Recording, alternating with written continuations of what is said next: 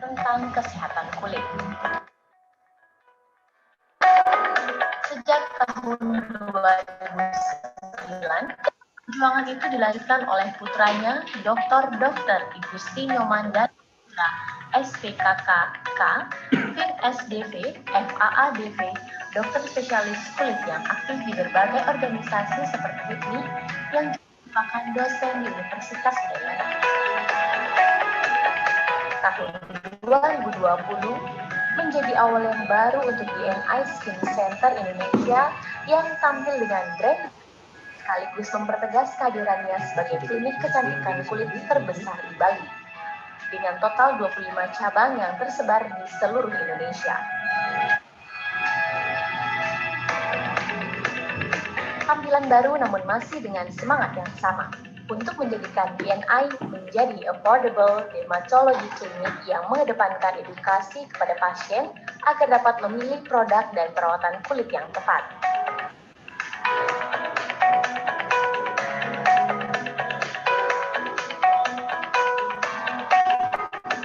DNI menyediakan layanan perawatan kulit serta produk skincare berdasarkan riset ilmiah terbaru. Hasil terbaik standar medis dermatologis namun dengan harga yang terjangkau. DNI Skin Center menjadi solusi perawatan hampir di seluruh kota-kota besar seperti Jakarta, Tangerang, Palembang, Surabaya, Kediri, Malang, dan hampir di seluruh kota dan kabupaten di Bali. Kini, semua orang berhak mendapatkan akses perawatan kulit yang efektif agar bisa menampilkan kemilawannya tanpa harus risau karena ditangani langsung oleh para dokter spesialis kulit yang dilengkapi standar new normal dan ditunjang juga dengan alat-alat yang berstandar medis.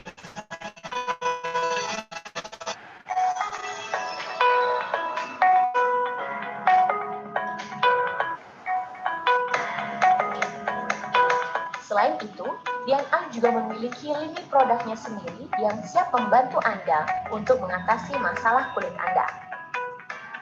Mulai dari produk pembersih wajah dan tubuh juga pelembab untuk mengawali harimu.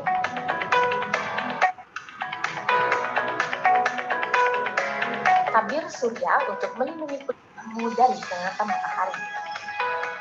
Untuk remaja yang masih takut menggunakan skincare, DNI juga hadir untuk keluhan kulit remajamu melalui produk DNI Teen Series.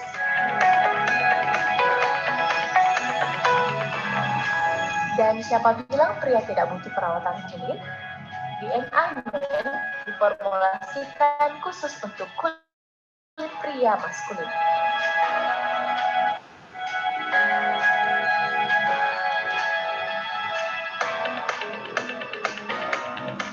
Masih banyak produk perawatan kulit dan tubuh lainnya yang telah tersedia di berbagai online marketplace di Indonesia dan juga melalui reseller resmi di Dengan berbagai perawatan dan produk yang tersedia, serta pengalaman lebih dari 10 tahun di bidang kecantikan kulit, kami siap untuk memberikan pelayanan kecantikan kulit dengan standar medis yang telah melalui proses uji klinis. Kami juga membuka peluang usaha untuk membuka cabang DNI Skin Center di kota Anda dengan mengunjungi dnicskincenter.co.id/partnership dan juga DNI berbagi rezeki bagi mereka yang ingin mendapatkan penghasilan dengan menjadi rekan DNI yang merupakan reseller resmi DNI.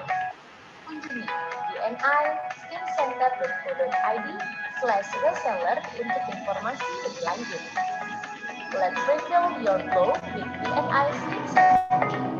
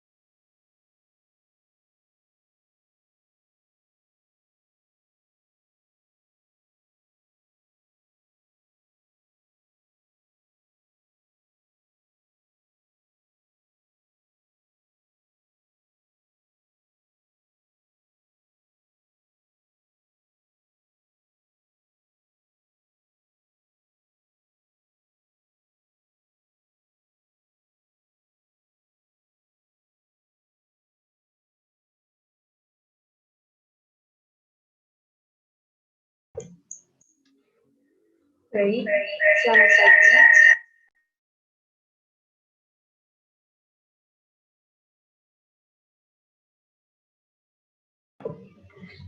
Selamat pagi.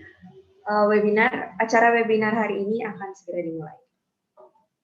Hadirin yang kami hormati, kami mohon perhatiannya, webinar akan segera dimulai. Om Swastiastu, Assalamualaikum warahmatullahi wabarakatuh. Shalom, Namo Buddhaya, salam sejahtera bagi kita semua. Selamat pagi dan selamat datang dalam acara webinar hari Minggu tanggal 21 Maret 2021 dengan mengusung tema bahaya masker memicu jerawat, kenali kulit Anda dan bebas dari jerawat. Yang kami hormati, Direktur Utama BBM Medindo, Ketua Panitia Webinar, moderator dan narasumber, serta seluruh peserta webinar yang sangat kami banggakan. Pertama-tama, marilah kita panjatkan puji dan syukur kehadirat Tuhan Yang Maha Esa, karena atas berkat-Nya kita dapat mengikuti webinar pada hari ini dengan keadaan yang sehat selalu.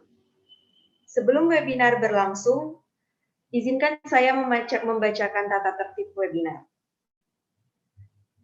Tata tertib webinar.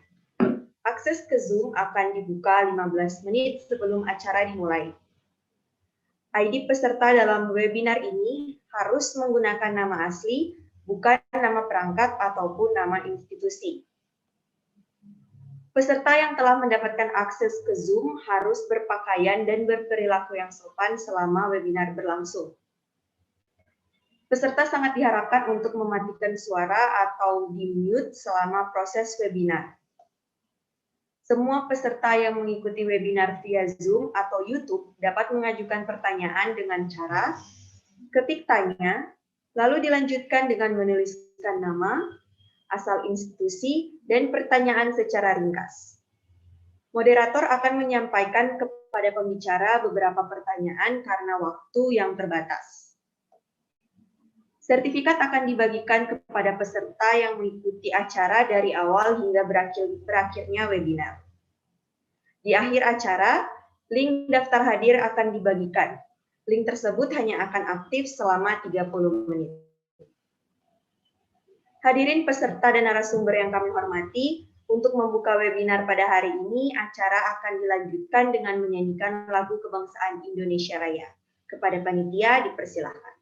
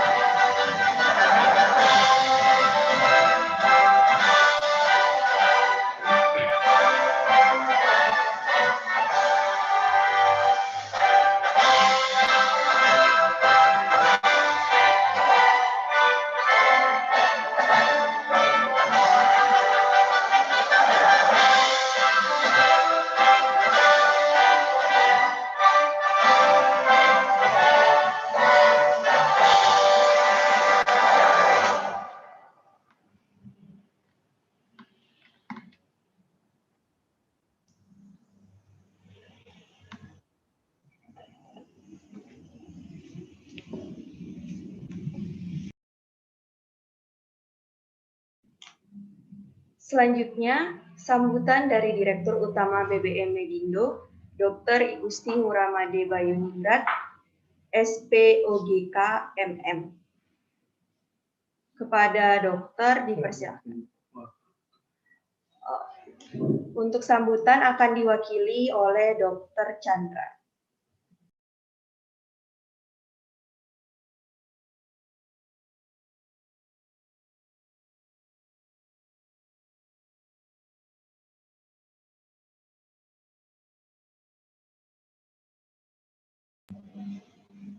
Om Swastiastu, selamat pagi, salam kebajikan, Assalamualaikum warahmatullahi wabarakatuh, Namo Buddhaya.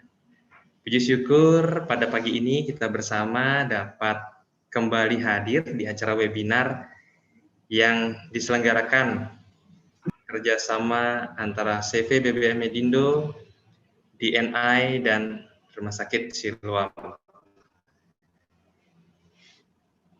Acara ini merupakan acara pertama BBM untuk tema kulit, di mana pada acara-acara sebelumnya BBM mengadakan seminar yang berkaitan dengan hipnoparenting, fisioterapi, rehab medik, dan obstetrik ginekologi. Seperti kita ketahui, pada saat pandemi seperti ini, kebutuhan menggunakan masker menjadi sebuah budaya. Jadi hampir di semua aspek kehidupan kita wajib menggunakan masker sebagai upaya untuk mencegah penularan COVID.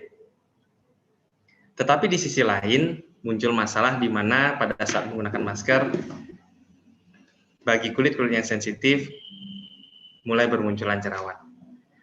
Nah, webinar kali ini akan mengupas tuntas bagaimana caranya walaupun kita tetap menjalankan protokol kesehatan, kita bisa terbebas dari masker itu sendiri.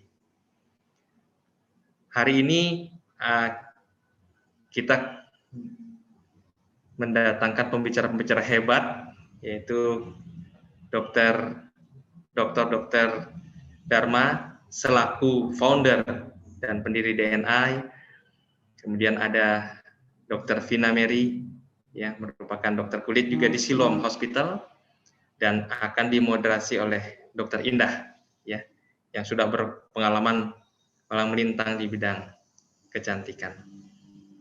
Saya harap peserta webinar kali ini bisa menikmati materi dan bisa bertanya lebih detail kepada pakar-pakar kulit kita hari ini, sehingga bisa mendapatkan solusi dari masalah tadi. Baik, demikian sedikit sambutan dari kami. Selamat mendengarkan. Saya tutup dengan Param Santi. Om Santi Santi Santi Om.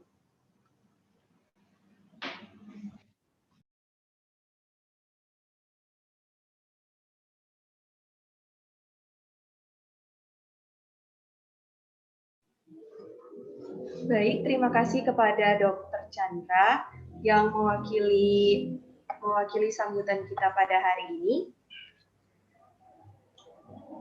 Hadirin semua yang berbahagia, untuk mengefisienkan waktu, langsung saja kita menuju pada inti acara, yaitu pemaparan materi yang akan disampaikan oleh narasumber dan akan didampingi oleh moderator.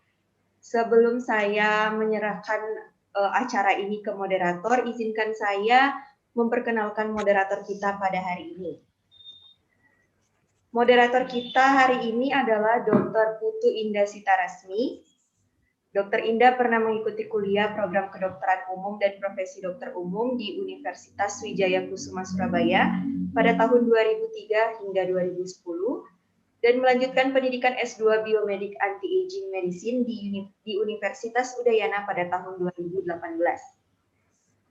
Dr. Indah memiliki pengalaman kerja sebagai dokter konsultan Elviers Beauty Clinic Bali pada tahun 2013 hingga 2015 dan bekerja sebagai dokter di DNI Skin Center Bali dari tahun 2018 hingga sekarang. Untuk itu, mari kita sambut Dr. Putu Indah Sitarasmi selaku moderator webinar kita pada hari ini. Kepada Dr. Indah dipersilakan. Selamat pagi, Om Swastiastu, Assalamualaikum warahmatullahi wabarakatuh, Salam, Namo Buddhaya, dan salam kebajikan. Terima kasih untuk MC karena hari ini saya diberi kesempatan untuk menjadi moderator pada webinar hari ini, dan tanpa banyak membuang waktu lagi, kita akan mulai untuk acara hari ini. Sebelumnya saya ingin menyapa pembicara kita hari ini, yaitu Dr. Dharma Putra. Selamat pagi, Dok. Dan Dr. Vina, selamat pagi, Dokter. Dan tanpa banyak buang waktu lagi, mungkin kita akan mulai untuk kenalan langsung dengan beliau-beliau ini melalui CV-nya beliau.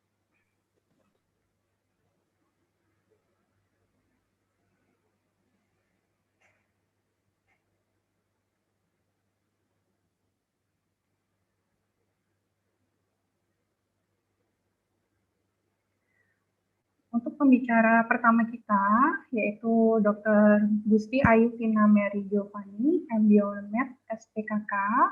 Beliau menempuh pendidikan dokter di tahun 2010 dan melanjutkan pendidikan spesialis kulitnya pada tahun 2018.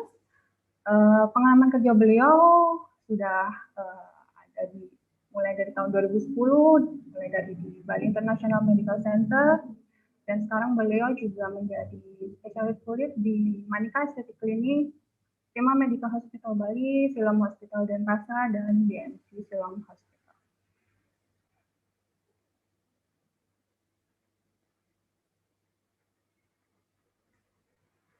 Selanjutnya untuk sisi kedua, Dr. Dharma Putranya.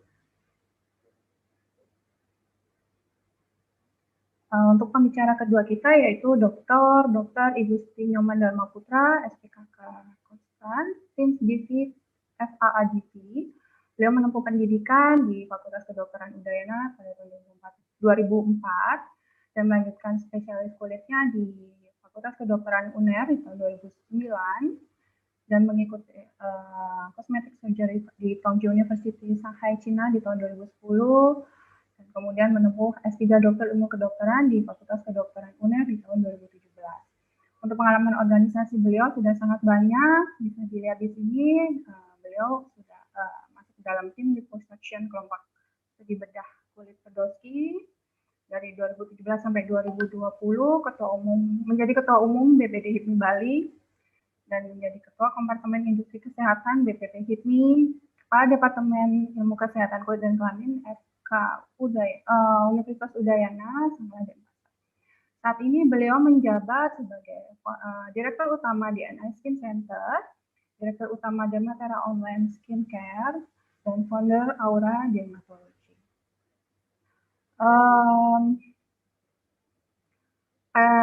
Para peserta webinar yang kami hormati, sebagaimana telah diumumkan, seminar pada hari ini mengambil tema bahaya masker memicu jerawat. Masa pandemi seperti sekarang ini, mau tidak mau kita wajib menggunakan masker yang berdampak pada salah satunya bisa menyebabkan jerawat. Untuk itu, kita membutuhkan informasi untuk mengatasi bagaimana sih cara agar kita terhindar dari masalah-masalah seperti itu. Baiklah, selanjutnya saya sampaikan beberapa ketentuan acara inti di sini.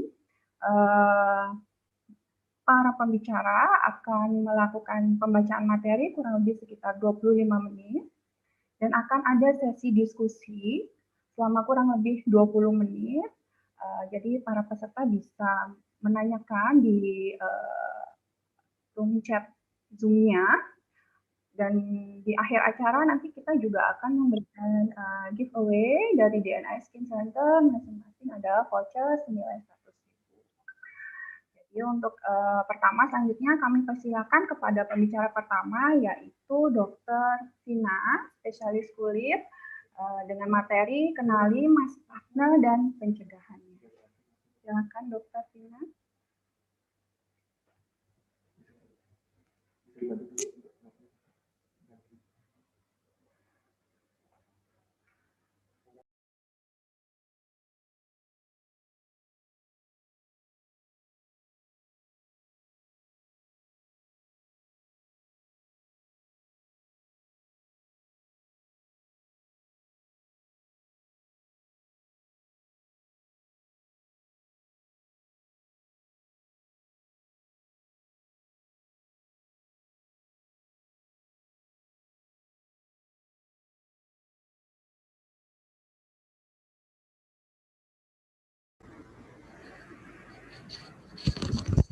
Baik, selamat pagi dan terima kasih atas kesempatannya. Om Swastiastu. Pada kesempatan ini, jadi saya Dr. Vina akan menyampaikan permasalahan yang sering kita temui di masyarakat, terutama di era pandemi. Jadi setelah disampaikan tadi oleh MC sekaligus moderator bahwa seiring dengan pandemi COVID ini, kita selalu menggunakan masker. Maka dari itu beberapa efek samping yang dapat timbul akibat penggunaan masker diantaranya adalah yang paling sering timbul di masyarakat itu adalah akne. Jadi pada kesempatan ini kita akan membahas mengenai bagaimana dampak pemakaian masker dalam munculnya jerawat atau akne, bagaimana kita mengenali mas akne itu sendiri dan bagaimana kita melakukan pencegahan terhadap munculnya mas akne itu sendiri.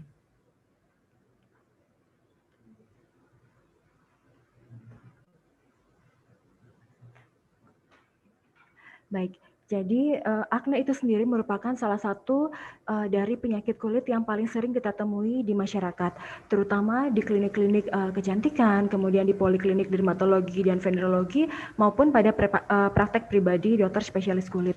Jadi di mana akne ini merupakan satu dari top 10 dari penyakit yang paling sering ditemui. Akne itu sendiri merupakan suatu peradangan yang muncul pada folikel pilosebaceus akibat produksi minyak berlebih, kemudian penumpukan sel kulit mati, dan infeksi bakteri. Adapun akne itu sendiri biasanya terjadi pada saat pubertas, kemudian dewasa muda, atau rentang usianya rata-rata 12 hingga 25 tahun. Kemudian secara etnis itu dari berbagai penelitian tidak ditemukan adanya perbedaan pada etnis tertentu untuk kejadian akne. Sedangkan untuk jenis kelamin, baik itu laki-laki maupun perempuan, memiliki risiko yang sama untuk mendapatkan akne, terjadinya akne ini. Akne yang tidak diterapi dan dibiarkan secara terus-menerus, tidak mendapatkan perawatan yang tepat, tentunya akan dapat mengakibatkan suatu gangguan, baik itu gangguan kepercayaan diri, kemudian menarik diri dari kehidupan sosial, kemudian mengganggu pendidikan dan kinerja dalam pekerjaan, serta depresi. Di mana akne ini sendiri apabila kita lihat, ini tidak hanya merupakan suatu masalah estetika, tapi di balik itu terdapat adanya berbagai proses, seperti misalnya adanya peradangan, kemudian keluhan gatal, perih yang seringkali mengganggu, kemudian tentunya adanya suatu proses infeksi bakteri yang memang memerlukan perawatan yang tepat.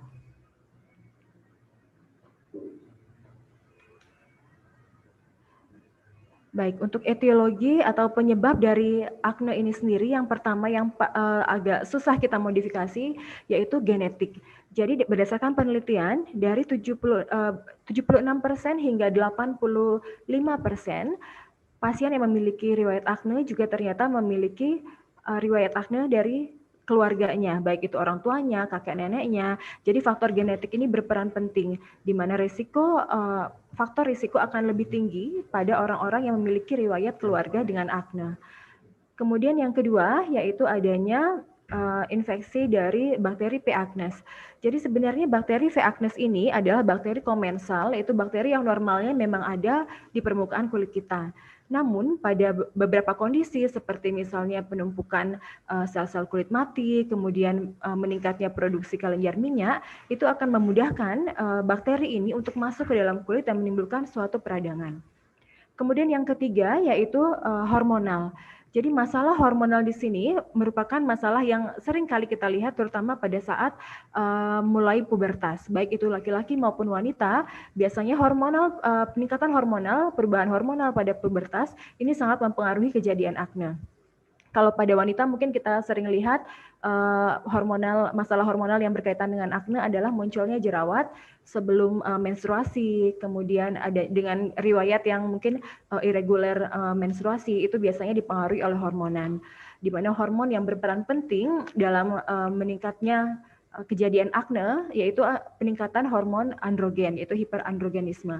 Jadi hormon androgen ini nantinya akan dapat mengakibatkan stimulasi atau perangsangan pada kelenjar sebaceus atau kelenjar minyak untuk mengeluarkan minyak lebih banyak, kemudian delayed turnover dari keratinosit, jadi penumpukan sel-sel kulit mati pada kulit sehingga memudahkan untuk bakteri masuk ke dalam dan menimbulkan akne. Adapun faktor risiko berikutnya, penyebab berikutnya adalah stres, di mana stres dan akne ini memiliki suatu kondisi yang saling mempengaruhi, di mana pasien yang sudah memiliki akne, kemudian akne berkepanjangan dan tidak diterapi, itu akan mengakibatkan suatu stres psikologis, stres emosional, di mana ini juga nantinya akan memperparah derajat keparahan aknenya. Dan stres itu sendiri ternyata juga mampu menstimulasi hormon androgen, di mana hormon androgen ini nantinya juga akan mengakibatkan timbulnya masalah akne seperti yang tadi sudah saya jelaskan. Yang terakhir yang sangat penting mempengaruhi kejadian akne adalah lifestyle atau pola hidup kita. Jadi pasien-pasien yang memiliki akne ternyata seringkali memiliki riwayat pola makan dengan konsumsi high glycemic index food. Jadi kadar gulanya cukup tinggi, kadar karbohidrat yang tinggi, kemudian kadar protein yang tinggi, ternyata ini juga dapat mengakibatkan munculnya akne.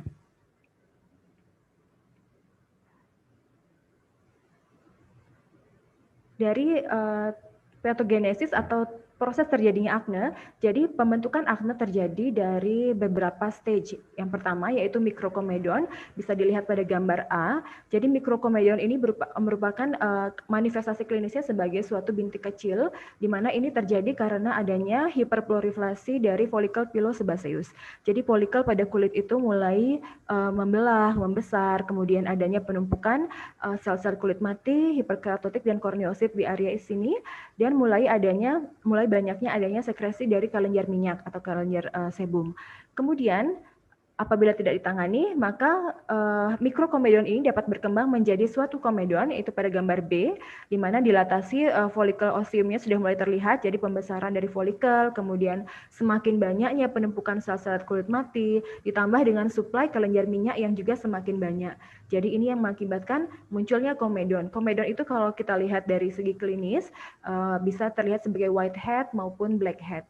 Dan apabila tidak ditangani, tidak mendapatkan terapi yang tepat, maka akan muncul ke stage berikutnya, yaitu papul dan pustul. Di mana papul dan pustul ini sudah terjadi, kita lihat sudah mulai ada investasi dari infeksi bakteri P. acnes sudah mulai masuk, kemudian adanya dilatasi folikel, jadi semakin melebarnya folikel, kemudian pecahnya dinding perifolikuler yang mengakibatkan gampang masuknya bakteri dari P. acnes itu sendiri. Kemudian apabila tidak mendapatkan terapi yang tepat juga, nah ini yang stage terakhir yaitu nodul. Jadi memang pecahnya dinding folikular itu kita lihat sudah sangat besar, di mana terjadi adanya reaksi peradangan, kemudian kelenjar sebum yang semakin banyak. Nah ini apabila kita lihat pada manifestasi klinis itu memang terlihat seperti suatu benjolan merah yang besar ya. Nah, bagaimana sebenarnya mekanisme dari bakteri itu bisa masuk ke dalam kulit manusia dan mengakibatkan terjadinya akne? Jadi, bakteri P. acnes ini memiliki struktur komponen dari bakteri yang memang memudahkan bakteri itu untuk dapat masuk ke dalam kulit apabila terjadi situasi kulit yang kondusif untuk masuknya dari infeksi bakteri itu sendiri, di mana infeksi itu mulai terjadi akibat adanya perubahan microenvironment, jadi adanya kondisi kulit yang sudah mulai berubah, penumpukan dari sel-sel kulit mati, adanya kelenjar minyak yang lebih banyak, kemudian mulailah bakteri ini masuk ke dalam kulit. Setelah masuk ke dalam kulit, maka bakteri akan mengakibatkan pelepasan faktor-faktor virulensinya, sehingga dapat mulai melakukan peradangan di sekitar folikel kulit. Yang kita bisa lihat di sini adalah faktor-faktor virulensi dari bakteri itu sendiri. Dia dapat merusak barrier kulit, kemudian mulai masuk ke dalam kulit untuk menimbulkan peradangan sehingga muncullah jerawat. Nah, ini adalah manifestasi klinis dari kulit. Ini saya ambil dari Fitzpatrick.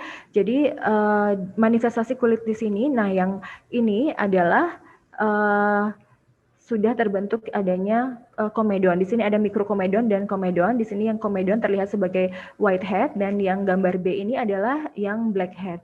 Kemudian pada gambar C dapat kita lihat ini sudah mulai adanya tanda-tanda inflamasi, yaitu papul dan pustul. Papul itu adalah bintik kemerahan dan yang pustul adalah yang sudah ada nanahnya di dalam bintik kemerahan tersebut. Kemudian yang D ini adalah akne nodular. Jadi sebelumnya mungkin istilah dari akne nodular ini sering dikenal dengan istilah kista, akne nodular kistik. Namun kemudian karena tidak ditemukan adanya kista yang sebenarnya pada akne, maka istilah ini kemudian diganti menjadi severe nodular acne. Kemudian bagaimanakah hubungan akne dengan pandemi COVID-19? Jadi seiring dengan pandemi COVID-19 ini dan regulasi pemerintah untuk menggunakan protective personal equipment, jadi kita terutama tenaga kesehatan itu biasanya menggunakan masker, kemudian gown, gloves, dan hazmat, terutama bagi tenaga kesehatan yang bertugas di area zona merah COVID. Dan pada masyarakat umum juga, adanya pembatasan aktivitas, kemudian adanya kewajiban penggunaan masker dalam berinteraksi dengan orang lain, terutama yang tidak tinggal dalam satu rumah, itu mengakibatkan munculnya efek samping dari penggunaan masker itu sendiri, baik itu iritasi karena penekanan masker maupun jerawat yang muncul karena penggunaan masker. Dari penelitian ini, dari studi ini didapatkan bahwa ternyata survei penggunaan masker terhadap efek samping dari kulit yang tertutup masker didapatkan bahwa paling banyak kejadiannya adalah akne. Kemudian diikuti oleh kemerahan, gatal, kemudian iritasi di belakang telinga, serta keluhan-keluhan lainnya. Dan kita dapat lihat di sini bahwa memang yang paling tinggi kejadiannya adalah akne. Kemudian akne yang timbul karena penggunaan masker ini kemudian di masyarakat dikenal dengan istilah mass acne, di mana mass acne ini sendiri merupakan suatu akne yang muncul dari penggunaan masker, terutama biasanya terjadi pada orang-orang yang sebelumnya sudah memiliki riwayat akne, jadi lebih sensitif, kulitnya lebih sensitif, ataupun dengan riwayat adanya dermatitis atopik sebelumnya. Jadi adanya penggunaan masker ini akan mengakibatkan flare akne yang lebih parah lagi. Selain itu, mass acne ini biasanya muncul setelah penggunaan masker dalam jangka waktu yang panjang dan frekuen, yaitu kurang lebih setelah 4-6 minggu pasca mulai menggunakan masker. Adapun gejala yang dapat kita lihat yaitu adalah gatal, perih, kemudian adanya komedo, kemudian papul, di mana gejala ini masih bersifat ringan. Kemudian keluhan selanjutnya adalah pustul, nodul, ini dapat dikategorikan sedang hingga berat. Dan apabila kita lihat, jadi mass acne ini sering kali terjadi pada area O-zone, di mana area ini mengenai hidung, kedua pipi, dan dagu. Dan apabila kita lihat, O-zone ini adalah area yang paling sering tertutup oleh masker. Baik, jadi di sini adalah beberapa penelitian, beberapa studi yang menyebutkan efek masker baik itu pada populasi tenaga kesehatan ataupun secara populasi umum, di mana dari berbagai penelitian ini juga didapatkan bahwa ternyata masker itu, terutama masker medis, memiliki efek yang signifikan untuk terjadinya akne. Dari beberapa studi tadi saya ambil dari survei yang dilakukan oleh Rosner 2020, di mana ini didapatkan bahwa efek samping yang sering kali terjadi akibat penggunaan personal protective equipment pada tenaga kesehatan, yaitu akne menduduki peringkat kedua setelah sakit kepala, nyeri kepala. Kemudian dari akne itu sendiri berdasarkan lokasi didapatkan paling banyak adalah yaitu di daerah hidung, kemudian di daerah pipi. Dan jenis masker yang digunakan yang paling sering menimbulkan akne adalah surgical mask dan N95.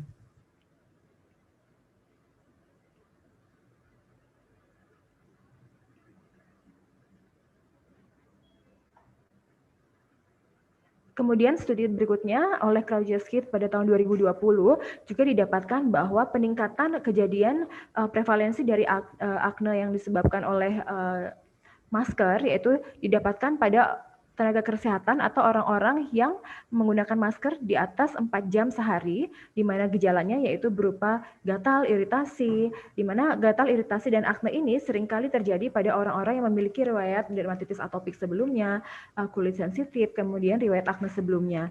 Dan keluhan-keluhan tersebut didapatkan pada populasi tenaga kesehatan yang menggunakan masker respirator.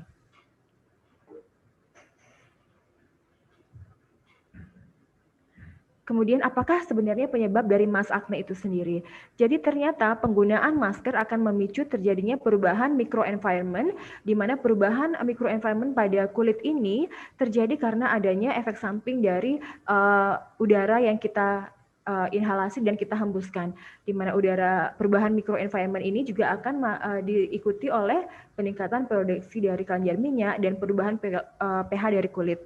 Kemudian ternyata penggunaan masker juga memicu peningkatan temperatur pada area masker, di mana peningkatan temperatur pada area masker ini akan mengakibatkan peningkatan dari sebum secretion rate, di mana peningkatannya ini sebesar 10% setiap kenaikan dari 1 derajat Celcius dari temperatur di area tertutup masker tersebut.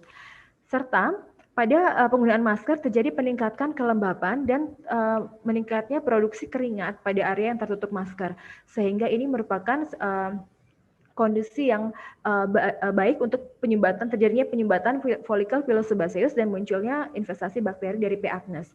Dan ternyata tekanan yang kuat pada masker-masker surgical, terutama N95, ini juga berakibat pada iritasi kulit yang memudahkan untuk masuknya bakteri pada kulit yang sudah teriritasi tersebut.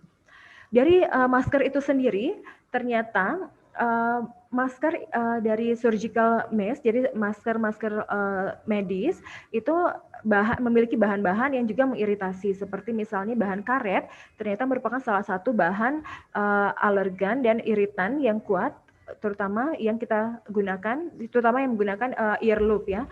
Kemudian kandungan formaldehid pada non-woven propylene, jadi pada bahan masker medis itu ternyata memiliki kandungan formaldehid yang merupakan salah satu agen iritan dan alergan yang dapat mengakibatkan munculnya akne. Jadi pada saat kita menghembuskan nafas, ternyata formaldehid ini juga terilis, jadi terlepas dari masker dan mengenai pada kulit kita, sehingga menimbulkan iritasi dan alergi. Kemudian bahan metal pada klip masker, baik itu di atas maupun di bawah, juga ternyata dapat mengakibatkan alergi pada pasien. Adapun tindakan bagaimana seharusnya kita mencegah mass acne itu sendiri. Yang pertama yaitu bagaimana cara kita membersihkan wajah, di mana cleansing dari pembersihan dari wajah itu sendiri sebaiknya dilakukan sebelum dan sesudah menggunakan masker. Adapun double cleansing jika diperlukan. Jadi double cleansing itu sendiri misalnya membersihkan wajah dengan mineral water ataupun dengan bahan-bahan yang mengandung minyak terlebih dahulu, kemudian menggunakan facial soap. Dan facial soap yang direkomendasikan di sini adalah yang memiliki bahan hipoalergenik, yaitu tidak mengandung scrub dan digunakan tiap hari sebelum dan sesudah memakai masker. Kemudian penggunaan moisturizer ini berperan penting dalam mencegah munculnya akne. Dan penggunaan moisturizer sebaiknya sebelum dan sesudah memakai masker dan mencari bahan moisturizer dengan bahan yang non-komedogenik, di mana pada tenaga kesehatan di sini direkomendasikan untuk tidak menghindari menggunakan bahan petroleum ya, karena petroleum ini mengakibatkan masker tidak akan melekat sempurna, terutama untuk masker N95 tidak akan dapat melekat sempurna dan tidak memberikan proteksi yang maksimal kepada tenaga kerja kesehatan. Berikutnya yang penting adalah menghindari penggunaan makeup yang tebal, di mana makeup yang tebal ini dapat menyumbat pori. Dan bila harus menggunakan makeup, carilah bahan yang non-komedogenik. Di mana kalau kita lihat makeup itu sendiri, mungkin kita lihat misalnya foundation, mungkin cari foundation yang lebih cair, bukan yang berbasis oil. Kemudian tidak memakai makeup dalam jangka waktu yang panjang. Nah, kemudian dari penggunaan masker itu sendiri, direkomendasikan untuk mengganti masker tiap 4 jam, baik itu untuk masker medis maupun non-medis. Dan untuk masker non-medis, pilihlah masker yang berbahan katun, hindari bahan nilon, polyester, dan rayon.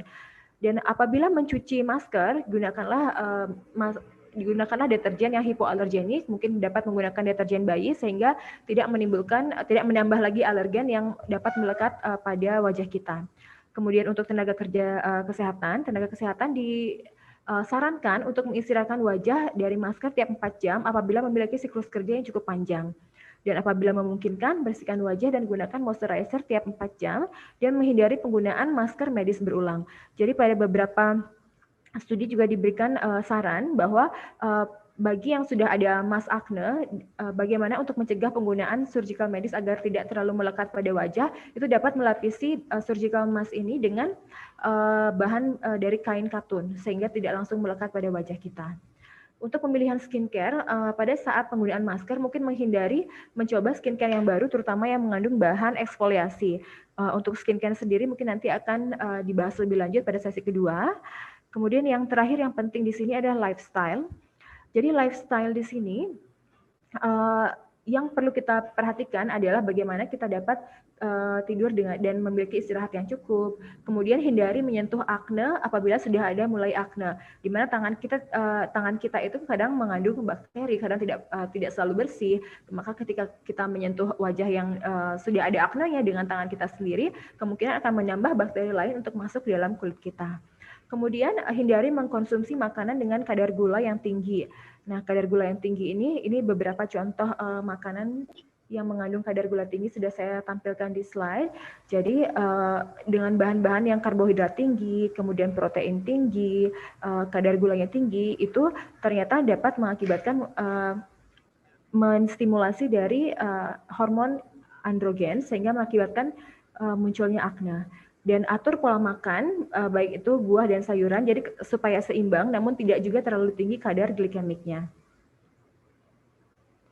Adapun pengobatan dari mask akne itu sendiri, yang pertama adalah apabila sudah muncul mask akne, diupayakan untuk stop menggunakan makeup. Jadi agar kulit dapat bernafas. Kemudian setelah itu lakukan upaya-upaya pencegahan seperti yang sudah dijelaskan tadi.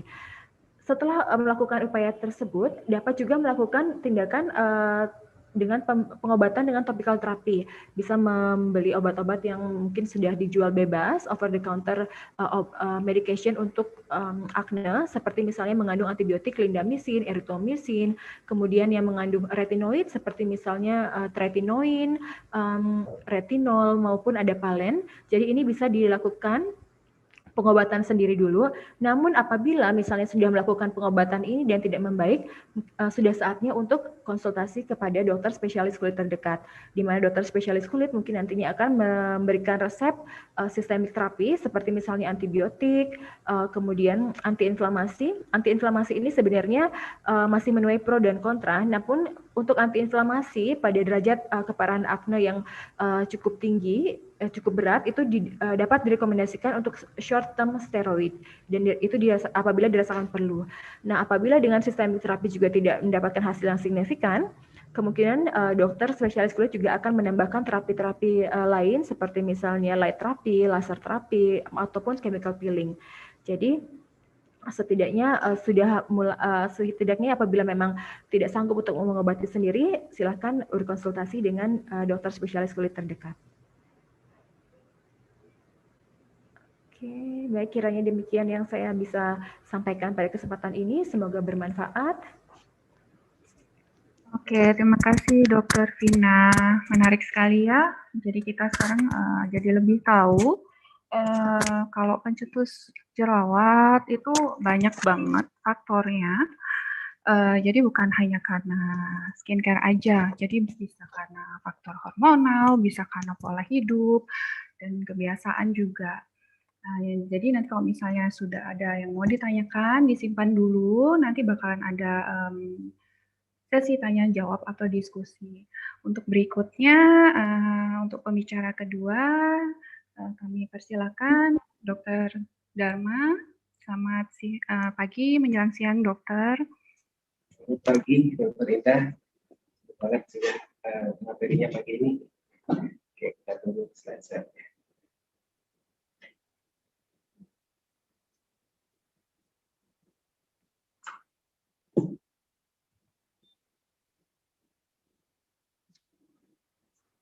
Oke, selamat pagi.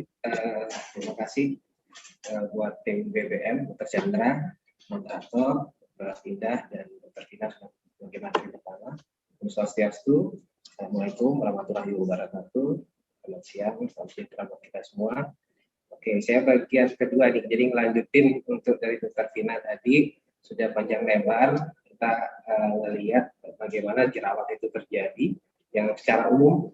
Yang pertama tadi sudah dijelaskan Dr. Vina, kalau jerawat itu yang paling utama kita lihat tuh faktor-faktornya itu banyak. Jerawat sampai saat ini itu menghilanginya itu gampang, menghilangkan. Mencegahnya agak sulit, dan apabila sudah terjadi scar atau kopeng-kopeng bekas jerawat itu sangat sulit banget, bahkan tidak bisa kembali normal. Jadi yang saya tekankan nanti adalah bagaimana kita memilih skincare untuk kulit berjerawat dan bagaimana penanganan mungkin tambahan dari yang Dr. Vina sampaikan.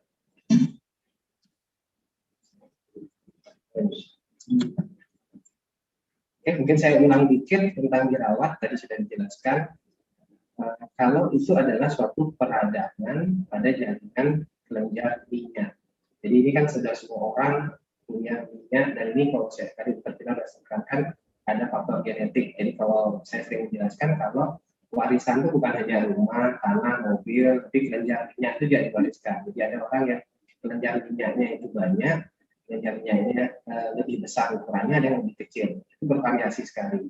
Jadi kalau kalian saya umur, ada orang hasilnya sampai jerawat itu bisa muncul umur 17. Jadi dari itu 16 SMA lah, SMA, ada kadang SMP juga sampai kuliah, normalnya itu sampai umur 20 tahun ke atas itu sebenarnya sudah meredah kalau itu dominan faktor hormonal. Nah, jadi tapi ada orang tertentu misalnya post pubertas, nah itu kadang lebih susah lagi. Nah di saat masa-masa jerawatan, masa-masa remaja ini yang paling susah tantangannya. Tadi Terpina sudah sampaikan mencek jerawat. Orang itu biasanya nggak serem, biasanya kalau jerawat itu nggak dipencetin, nggak dipegang, apalagi kalau bercermin. Kadang-kadang orang mitosnya kan kalau jerawat makin dihitung itu makin banyak munculnya. Itu seringkali bikin orang makin stres, tapi stresnya mundur kalau kita jerawat. Nah itu yang faktor-faktor yang perlu diperhatikan. Nah, jadi dia ini tanda-tanda awalnya itu komedo. Tadi sudah dijelaskan ada komedo, kustur. Nah istilahnya komedo itu banyak orang bilang kalau komedo itu dia belum jerawatan. Sebenarnya komedo itu adalah tanda orang jerawatan. Banyak orang yang bintil-bintil merah seperti ini ada kayak nanah, belum tentu itu jerawat. Kalau dia tidak ada komedo, jadi komedo itu adalah tanda dari jerawat. Komedo itu adalah tanda dari sumbatan tadi disampaikan oleh Vina bahwa bagaimana minyak yang harusnya keluar itu nggak bisa keluar karena ada hambatan. Prinsip itu yang saya tekankan sekali, dalam penanganan harus tahu dulu kenapa proses itu tadi saya jelaskan bahwa ada hambatan. Pertama itu produksi udah jelas ya kalau dia karena hormon, karena kelenjarnya ini bawaan, kelenjar bawaan, ada orang yang kelenjarnya besar atau kelenjarnya kecil. Kemudian ditambah faktor yang merangsang kelenjar itu produksi, tadi hormon itu besar, stres, ngobatin stres gimana caranya? Yang susah adalah ngobatin stres, ngasih tahunya gampang, melaksanakannya susah. Makanan itu godaan paling besar, orang bisa hiburan kalau makan itu berminyak, dan itu produksinya. Nah kemudian hambatan keluarnya. Jadi kalau dia terhambat keluar, itu dia harus dibersihkan. Tadi sudah dijelaskan ada double cleansing, apalah namanya itu lebih lebih saya tidak pakai perawatan. Intinya bersihkan wajah itu semaksimal mungkin, apalagi kalau habis keluar rumah pertama harus sering keluar rumah, kemudian penggunaan sumber, apalagi kalau bisa pakai makeup, sudah dijelaskan pakai makeup itu pilih-pilih tidak dan sembarangan. Oke, jadi kalau dia dibiarkan itu akan menimbulkan jaringan parut bahkan stres.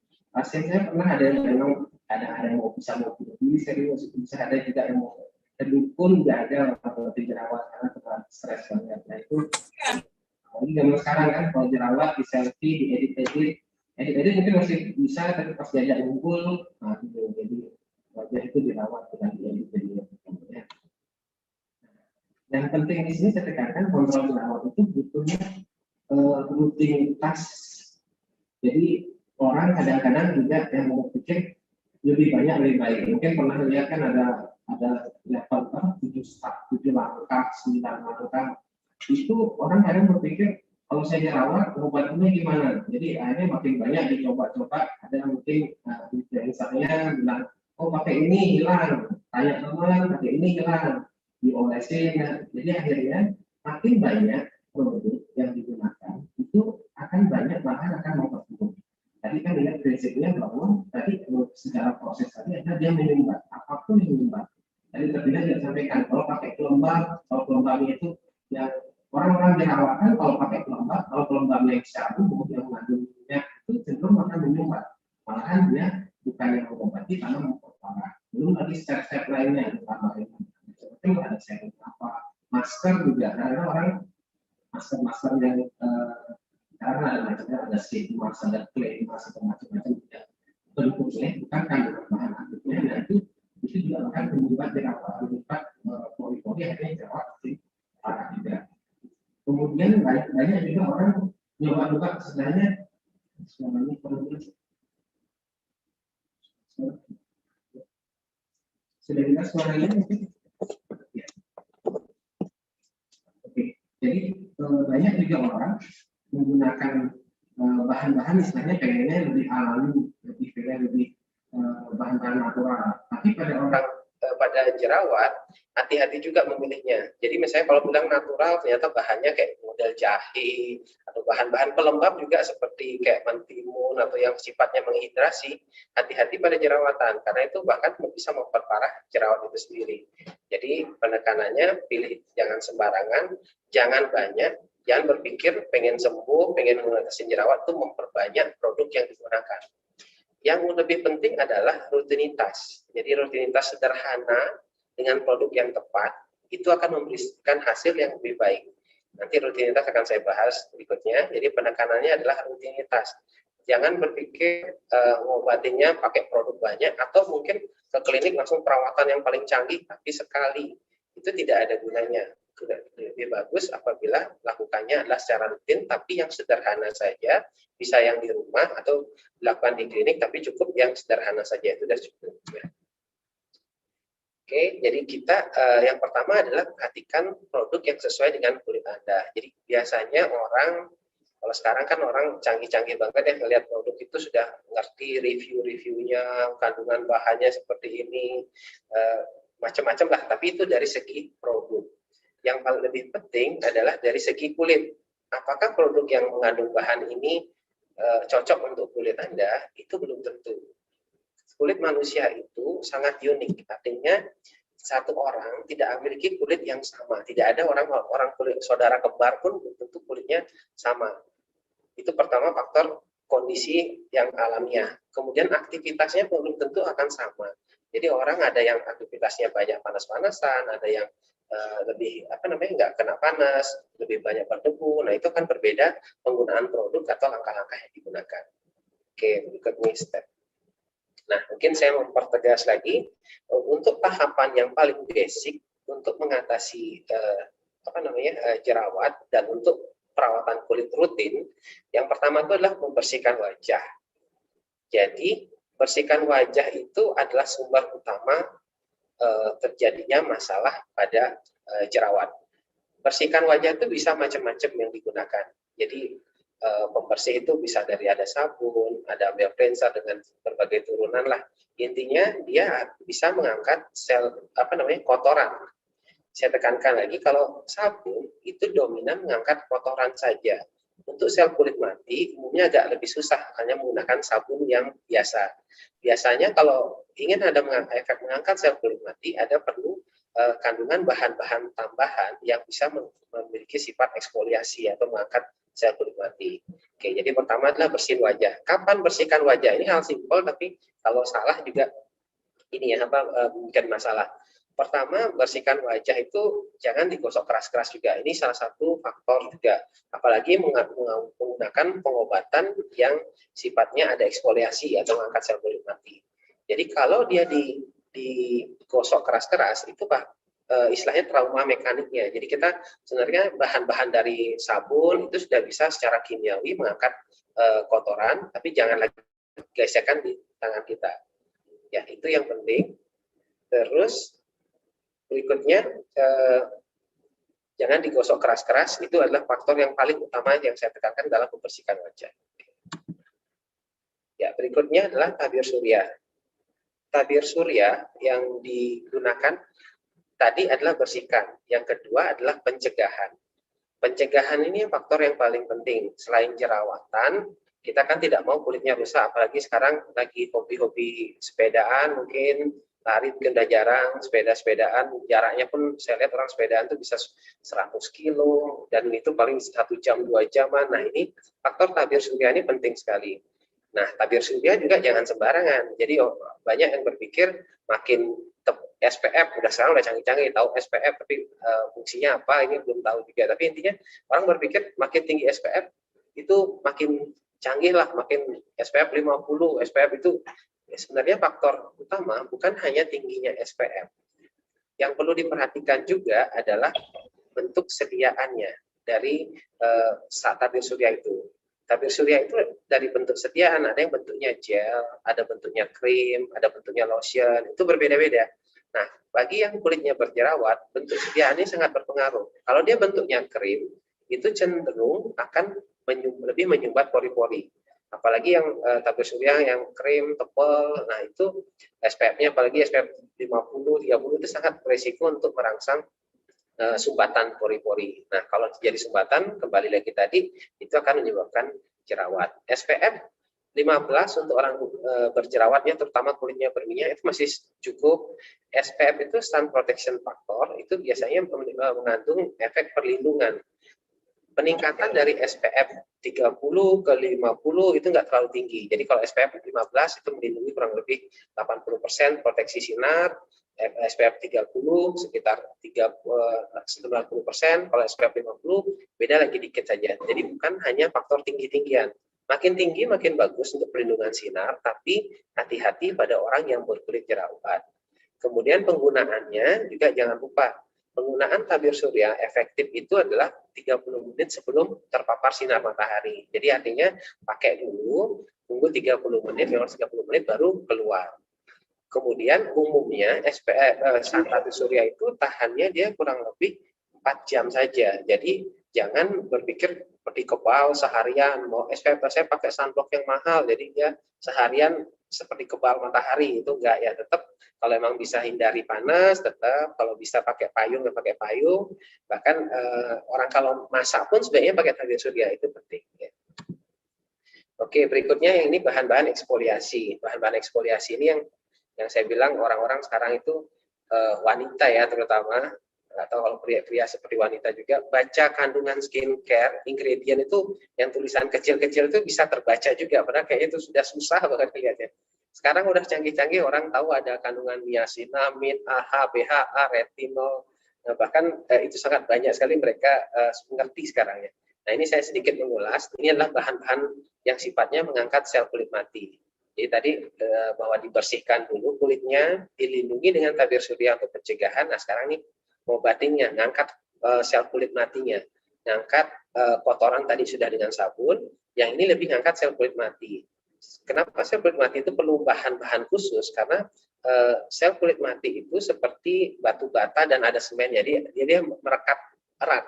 Jadi dia perlu bahan-bahan yang mengurangi semennya, istilahnya dihilangkan, dilepasin ikatannya. Nah ini bahan-bahan ini yang bisa membantu melepaskan ikatan itu sehingga sel kulit mati itu bisa terangkat. Tapi setelah terangkat apakah kulit tipis? Nah ini seringkali pertanyaan orang, saya nggak mau pakai produk dokter, nggak mau pakai ini karena kulitnya tipis.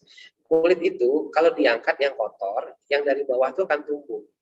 Tumbuhnya itu akan mengganti menjadi kulit yang di bawahnya lebih bagus, lebih istilahnya lebih kompak, lebih rapat, lebih fresh lah kulitnya. Jadi bukan berarti tambah tipis, dia akan selalu bertumbuh mengganti yang baru.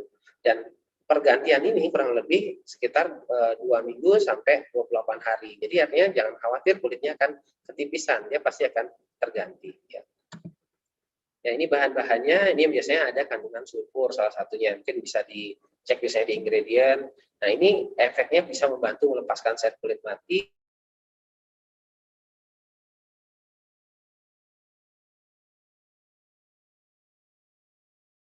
Putih-putih yang itu tuh ada kandungan sulfurnya. Sifatnya obatnya selalu kalau pengobatan angkat sel kulit mati, membunuh jerawat, membunuh P. acnes atau kuman. Cara kerjanya cuma 2 itu. Jadi artinya bahan-bahan apapun jenisnya itu efeknya terutama ke sana. Nah, kemudian ada juga asam salisilat, ada AHA, sekarang ini BHA, BHA itu asam salisilat. Jadi juga sama, dia mengangkat pelepasan sel kulit mati, diganti kulit yang baru yang lebih halus. Dan ada sifat antibakteri juga. Cara kerjanya kurang lebih seperti itu. Nanti masalah seberapa persen kandungan ini, yang dominan karena ini bisa disesuaikan dari formulasi dokter dan diracik oleh apoteker atau farmasi. Ya, jadi bahan-bahan ini yang sering kandung di asam saksila salah satunya. Nah, retinol ini kadang yang kadang agak rancu ya di orang ya.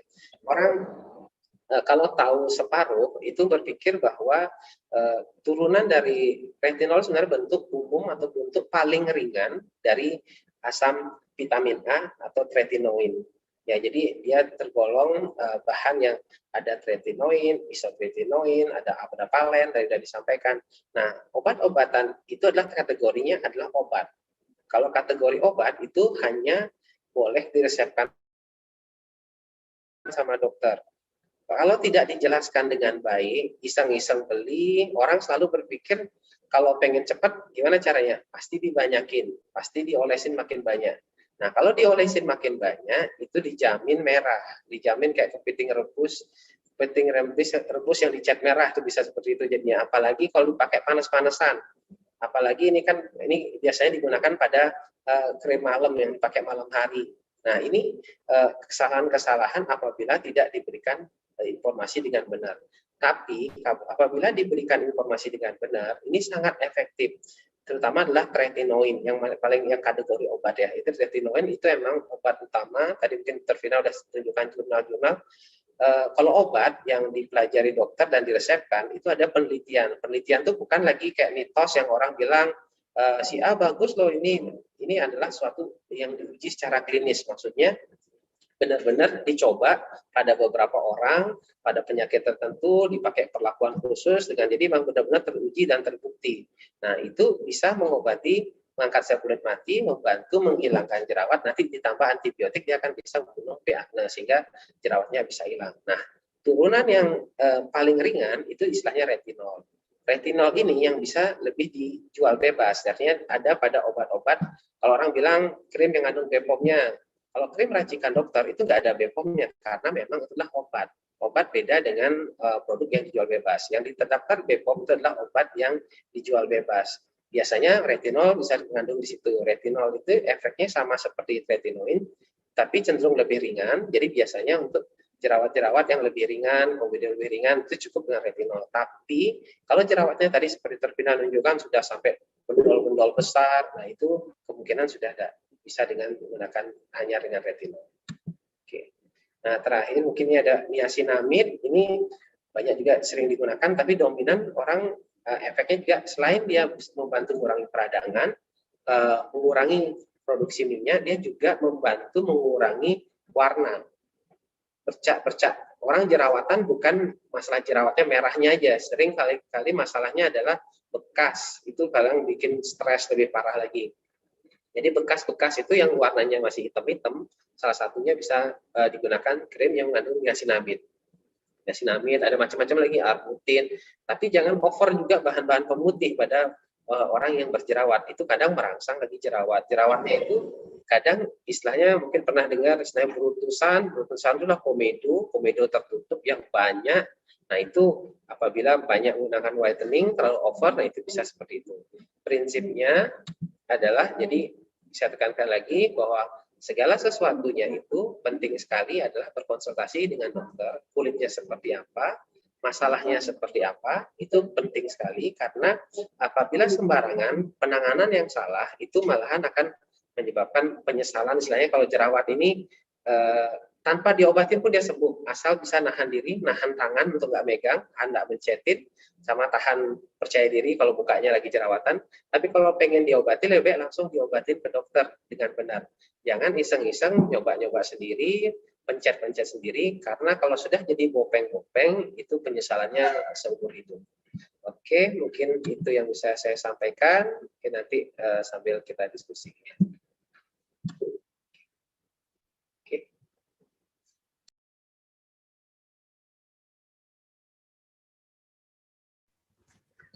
Oke, terima kasih dokter tentang materi pemilihan skincare untuk kulit yang berjerawat.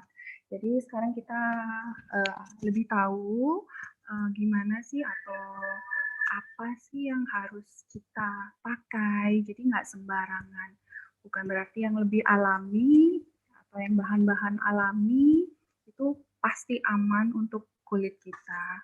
Lebih baik kita datang ke klinik yang memang ke dokter spesialis kulitnya yang jauh lebih mengerti apa yang harus dilakukan. Jadi jangan sembarangan untuk pilih-pilih. Apalagi sekarang banyak banget dijual produk-produk yang AHBHA, ekstrak Centella itu banyak banget. Oke. Selanjutnya kita akan mulai diskusi. Bagi peserta yang ingin bertanya, silahkan monggo bisa ditulis di room chat Zoom-nya. Dan diskusi ini akan berlangsung selama kurang lebih 20 menit. Bagi peserta yang beruntung akan mendapatkan giveaway dari DNI Skin Center, masing-masing voucher senilai 100.000. Dan kita mulai untuk diskusinya. Silakan.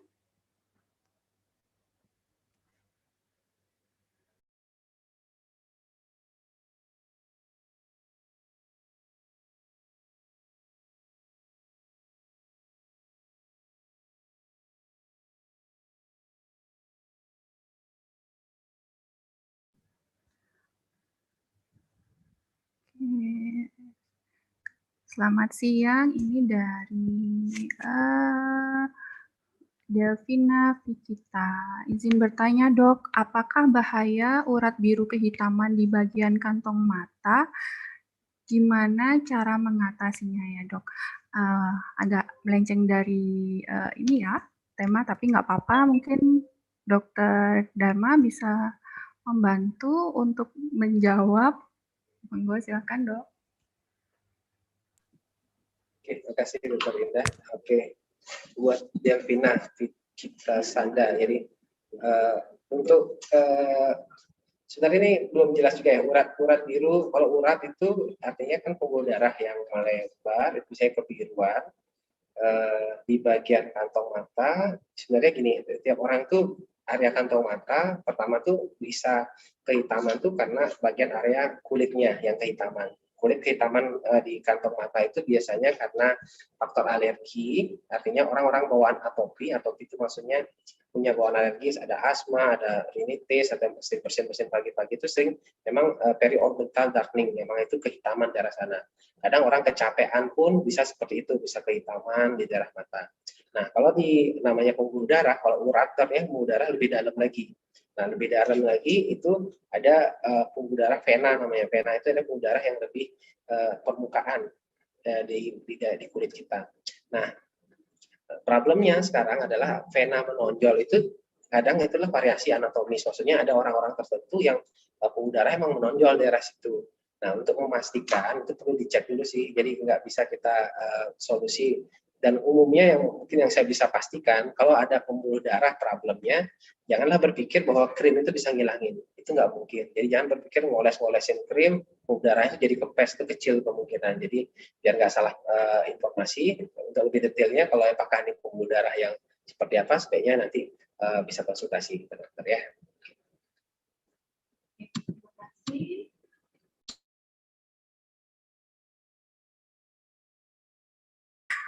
Oh ya, terima kasih dokter untuk penjelasannya. Untuk pertanyaan kedua dari Dr. Winda dari Universitas Hasanuddin. Apakah bisa diaplikasikan bersamaan asam salisilat pada facial wash dengan krim tretinoin? Mungkin masih di Dr. Darman ya? Oke, untuk Dr. Winda ya dari Unhas ya. Ya, kalau untuk asam salisilat dengan krim tretinoin itu kembali pada konsentrasinya dok. Jadi kalau untuk tretinoin biasanya itu standarnya 0,05, kalau yang agak lebih tinggi 0,1, biasanya juga yang agak lebih rendah 0,025 atau model adapalen juga lebih rendah kandungannya. Itu asal penggunaannya tepat, artinya pengolesannya itu bahannya harus tipis, itu tidak masalah. Nah, apabila dikombinasi dengan facial wash mengandung asam salisilat, itu nggak masalah dok. Jadi intinya selama penggunaan facial wash-nya pun juga jangan digosok keras-keras, olesinya yang benar, itu tidak masalah. Jadi bahan-bahan yang sama-sama berefek tretinoin mengangkat sel kulit mati, asam salisilat juga mengangkat sel kulit mati, itu selama penggunaannya benar, itu tidak akan ada masalah. Yang saya selalu tekankan, Dok, kalau ke pasien mungkin pasti akan ngeyel, ngomong atau orang bahwa dia kulitnya itu, saya udah pakai obat tuh tipis-tipis kok, sudah nggak ini. Tapi saya selalu bilang kalau kulit itu nggak bisa bohong. Maksudnya kalau kulitnya ada rasa kering, ada merah, nah itu artinya udah tanda-tanda iritasi. Jadi pertama kalau sudah ada mulai kering kulitnya, nah itu artinya udah iritasi. Kalau iritasi mulai dah kita curiga apakah dari krim malam, apakah dari pembersihnya yang terlalu kebanyakan. Apabila itu terjadi, kurangi dulu bahan-bahan itu, kemudian mulai lagi dan gunakan lebih sedikit. Jadi itu yang paling penting.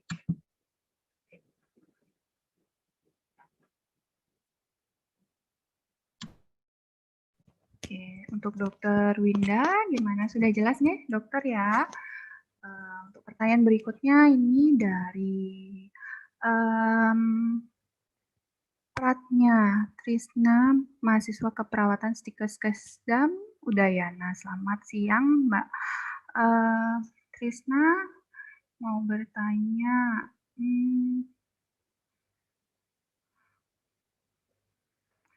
izin bertanya, kalau biasanya muncul jerawat lalu memakai salah satu produk masker wajah, setelah itu tiba-tiba muncul banyak jerawat atau beruntusan, tetapi orang ini terus pakai masker wajah ini sampai jerawat ini berkurang, apakah itu tak ada efek maskernya membersihkan secara optimal? Mohon petunjuknya, mungkin dibantu dengan Dokter Vina, ya. Silakan Dokter. Oke, baik. Terima kasih pertanyaannya Pratnya Trisna. Jadi sebenarnya kalau kita memakai masker, salah satu produk yang dijual bebas, terus tiba-tiba muncul banyak jerawat, kadang mungkin banyak orang bilang, oh ini ternyata adalah efek purging atau breakout kayak gitu. Nah, sebenarnya kalau istilah purging atau breakout, atau misalnya mungkin banyak yang bilang, oh ini detox kulitnya lagi detox seperti itu ya. Jadi sebenarnya dalam istilah medis pun tidak ada istilah yang namanya purging, breakout, detoksifikasi kulit, itu sebenarnya tidak ada istilah medis ya. Jadi mengapa dia bisa muncul beruntusan setelah memakai masker? Nah, kita harus berpikir bahwa kulit itu bukan organ yang mengeluarkan racun, bukan organ detoksifikasi. Jadi istilah yang dibilang oleh influencer, kemudian mungkin oleh yang sering kali jualan krim atau apa, oh pakai masker ini, pakai krim ini, oh kok tiba-tiba beruntusan, oh nggak apa-apa ini adalah efek dari purging, itu detoksifikasi kulit kayak gitu.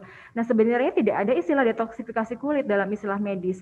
Jadi apakah yang terjadi pada saat kita memakai masker kemudian muncul jerawatan, apalagi itu disertai oleh gatal, perih, nah itu biasanya adalah suatu reaksi alergi seperti itu, alergi ataupun iritasi. Nah pada kondisi seperti itu sebaiknya langkah yang kita lakukan adalah stop menggunakan produk masker tersebut, karena apabila tetap kita pakai, bukannya nanti akan berkurang, bisa jadi akan bertambah parah. Nah, apabila ada yang bilang, oh saya pakai masker ini awalnya beruntusan, kemudian lama-lama membaik seperti itu mungkin kulitnya sudah mulai beradaptasi. Tapi yang saya tekankan di sini tidak ada istilah detoksifikasi pada kulit ya. Jadi kalau misalnya udah muncul beruntusan, yang kemungkinan terjadi adalah itu reaksi alergi maupun iritasi. Sebaiknya segera di stop. Jadi melihat apa yang terjadi pada kulit kita sendiri, karena kulit kita sendiri sebenarnya dia bisa ngasih kita tanda kalau misalnya tidak cocok dengan sesuatu, dia akan mulai menimbulkan suatu reaksi, baik itu beruntusan lah, gatal lah, perih. Jadi apabila sudah terjadi seperti itu sebaiknya di stop ya, jangan dilanjutkan lagi. Terima kasih. Oke, Dokter Vina, makasih banyak penjelasannya. Satu lagi ya dok ya, untuk Dokter Vina. Dari Frananda, siang dok, mau izin bertanya, apa yang terjadi bila kita tertukar menggunakan krim malam pada pagi hari? Jangan sampai ketukar ya. Oke dokter, bisa dibantu nggak untuk menjelaskan? Silakan dokter.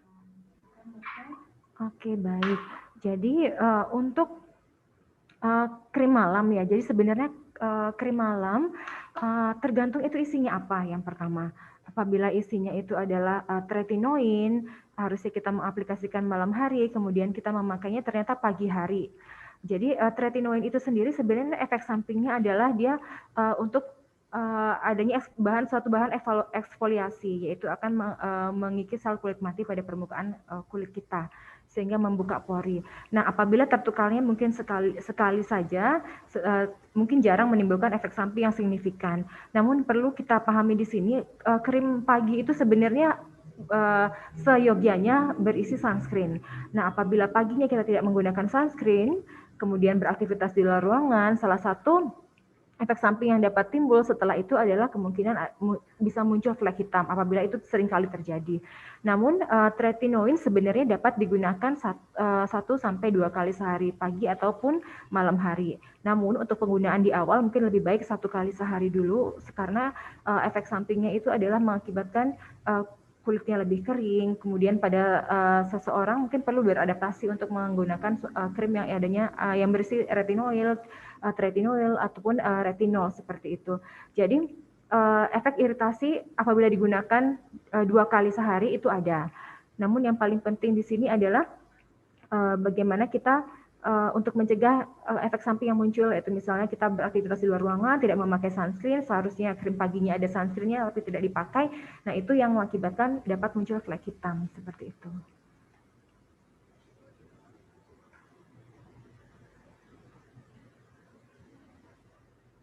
Oke, berarti usahakan juga jangan sampai ketukar ya dok ya, berarti ya. Oke, untuk pertanyaan berikutnya dari Niputu Ayu Mirahadi. Izin bertanya dok, berkaitan dengan jerawat. Tadi dijelaskan bagaimana penanganan jerawat di bagian wajah, tapi jerawat tidak hanya timbul di wajah saja, seperti timbul pada punggung dan dada. Nah, bagaimana cara penanganan jerawat di bagian selain wajah tersebut, dok? Mungkin dokter Dharma bisa membantu, dokter. Terima kasih. Ya, terima kasih Dorinda. Jadi jerawat itu memang bisa muncul di mana ada kelenjar minyak, di mana ada bulu yang banyak. Jadi kalau kita sadar sebenarnya kenapa di wajah itu banyak risiko jerawat, karena di wajah kita tuh kalau lihat diperbesar itu bulunya itu banyak banget. Karena kelenjar minyak itu berada di sekitar dari rambut. Nah, di daerah-daerah lain yang banyak mengandung minyak itu adalah di daerah dada, punggung, daerah lengan juga. Nah, untuk jerawat pada daerah-daerah tersebut, itu pertama pastikan dulu dia itu jerawat atau bukan. Karena banyak juga produksi minyak itu karena penggunaan steroid seperti obat-obatan. Jadi misalnya ada orang alergian, kemudian dia minum obat steroid karena alergi bisa, kemudian orang suka nge-gym, protein suplemen kadang-kadang ada kandungan steroidnya, itu menimbulkan suatu gambaran acneiform, artinya seperti jerawat, tapi itu sebenarnya jamur. Pastikan kalau itu bukan suatu acneiform eruption dan itu memang murni jerawat, nah baru kita menggunakan terapi jerawat. Nah, untuk terapi jerawat pada daerah badan itu sebenarnya kandungannya hampir sama untuk wajah. Bahkan kita biasanya merekomendasikan juga penggunaan obat-obatan, jadi seperti antibiotik. Kalau memang dia banyak bernanah, kita bisa berikan antibiotik. Kemudian apabila dia untuk mengeringkan, seperti jadi sama persis seperti penanganan yang di wajah. Dibersihkan pun juga mungkin dibersihkan yang dengan baik, karena segala sesuatu yang menyumbat biasanya kalau di badan itu karena minyak, karena pakaian, itu yang bisa menyumbat keringatnya itu tertahan sehingga akhirnya menimbulkan jerawat. Nah, itu perlu dibersihkan dengan benar. Mungkin itu Terindah.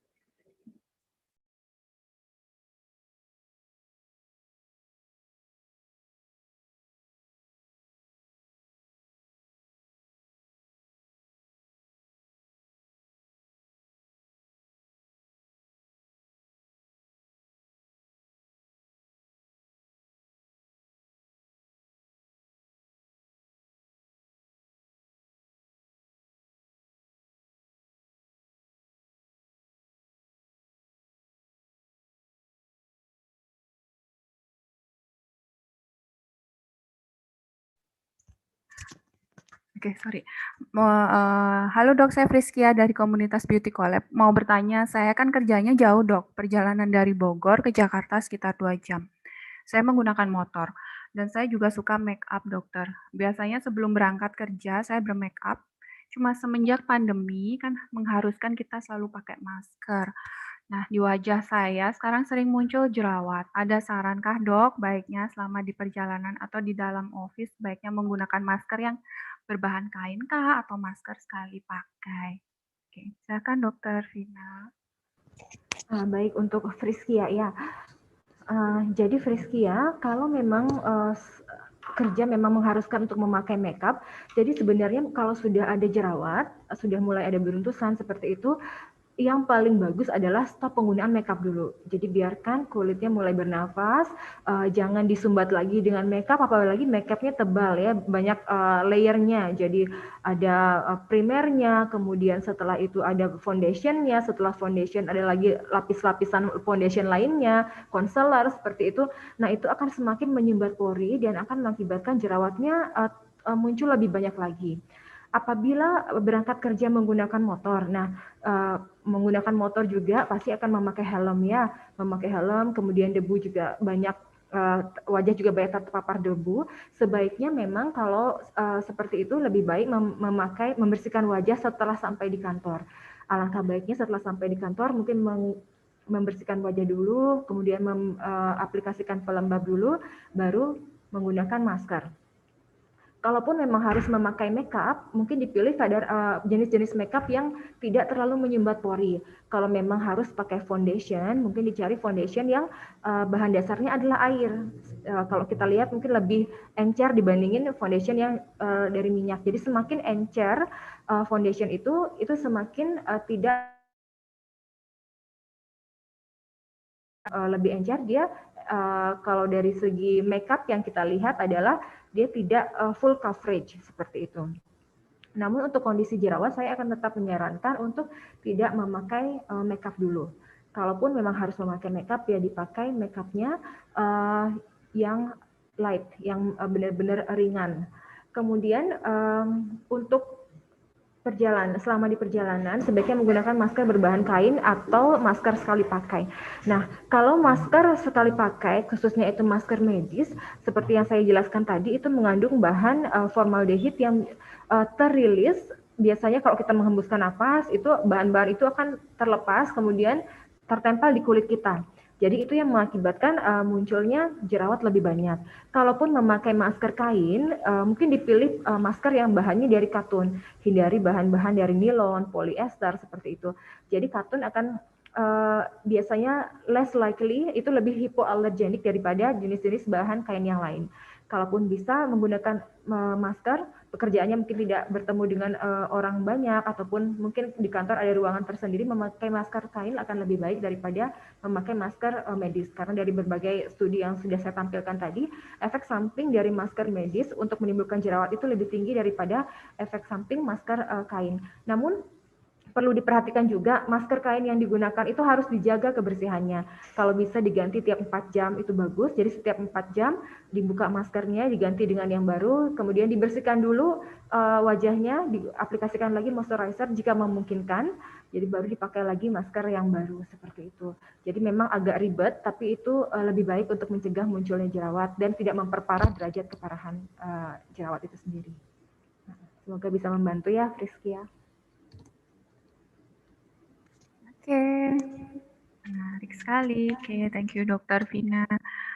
Masih ada waktu sekitar 4 menit. Mungkin sekitar 1 pertanyaan lagi, boleh ya dok ya? Oh, ada yang mau tanya langsung sama Dr. Vina. Ini dari Zaki. Selamat siang, materinya sangat update dan menarik banget, dokter. Mohon izin tanya ke Dr. Vina. Banyak jenis tabir surya di pasaran. Bagaimana cara pemilihan tabir surya yang tepat sesuai kulit? Silakan, dokter. Oke, baik. Dari siapa tadi penanya? Zaki. Oke. Untuk Zaki, jadi bagaimana kita memilih sunscreen ya tadi pertanyaannya. Oke, sunscreen. Pemilihan sunscreen, bagaimana kita memilih sunscreen? Nah, kita harus pertama mengenali jenis kulit kita seperti apa. Apakah kulit kita normalkah? Kulit kita sensitifkah? Apakah berjerawat? Nah, setelah kita mengenali kulit kita, baru kita mulai mencari sunscreen apa yang cocok untuk kita gunakan. Apabila kulit kita berjerawat, jadi sebaiknya memilih sunscreen yang SPF-nya tidak terlalu tinggi. Jadi minimal itu, jadi kalau bisa menggunakan yang 15 SPF itu lebih bagus. Akan tetapi kekurangannya adalah Untuk SPF 15 itu harus diaplikasikan lebih sering dibandingkan SPF yang lebih tinggi, seperti misalnya 30 ataupun 50. Namun SPF yang di atas 30 seperti misalnya 50 itu memiliki efek samping untuk dia dapat menyumbat pori karena lebih pekat seperti itu. Jadi sebaiknya untuk kulit yang berjerawat lebih baik menggunakan sunscreen dengan SPF 15. Kemudian untuk jenis pemilihan sunscreennya itu disesuaikan dengan kondisi kulit ya. Seperti itu. Mungkin dari Dokter Dharma ada tambahan?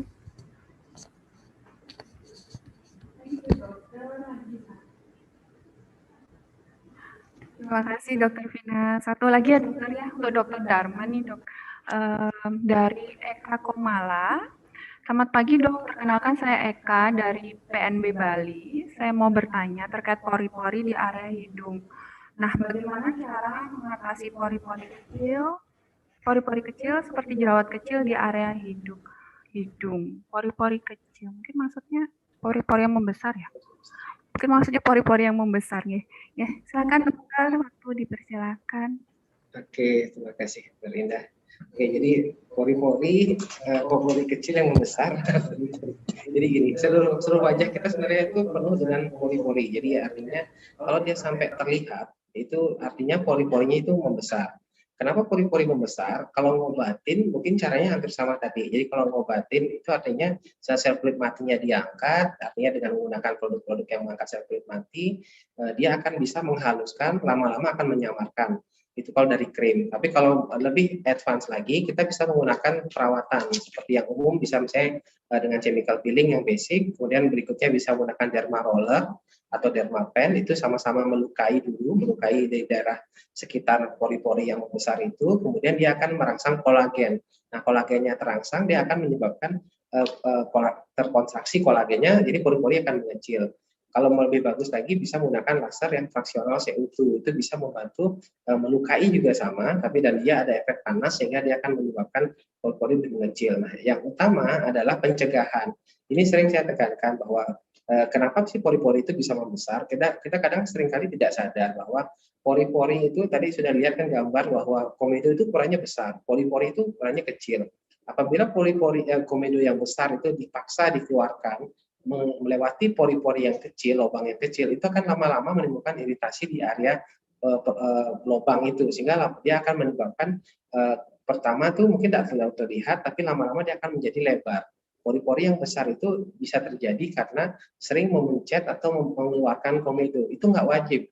Kita bahkan tidak perlu sebenarnya. Kadang mungkin kita nggak tahan, apalagi kalau sering mencet, setelah dipencet dicium baunya, ada sensasi tersendiri. Nah itu penting, harus dihindari kebiasaan-kebiasaan seperti itu. Kalau untuk menghilangkan komedo, cukup sumbatannya dihilangkan, komedo yang mengeras itu akan terbuka, dia akan akhirnya keluar sendiri dengan tidak terlihat. Jadi tidak harus komedo keluarnya utuh seperti tadi, dia harus pelan-pelan keluar sehingga akhirnya kulitnya akan tetap halus. Jadi aspek pencegahannya yang penting sekali. Mungkin itu dari Linda, semoga bisa membantu. Oke, terima kasih Dokter Dharma, Dokter Vina untuk waktunya menjawab semua pertanyaan. Masih banyak sebenarnya, cuma karena waktunya terbatas, jadi maaf untuk sesi diskusi saya tutup dulu ya. Oke, untuk giveaway-nya nanti akan dihubungi oleh panitia.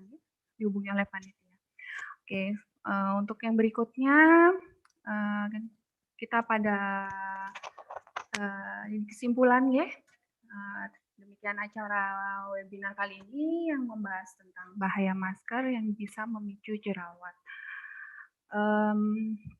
Sebelum sesi ini kita akhiri, saya akan mencoba menyimpulkan hasil seminar kali ini, yaitu pada materi pertama yang mengambil judul Kenali Mas Akne dan Pencegahannya. Simpulan dari materi tersebut adalah pencetus akne itu banyak sekali, jadi multifaktorial. Bukan karena skincare aja, bisa karena pola hidup atau lifestyle, terus kemudian hormonal, terus stres juga bisa.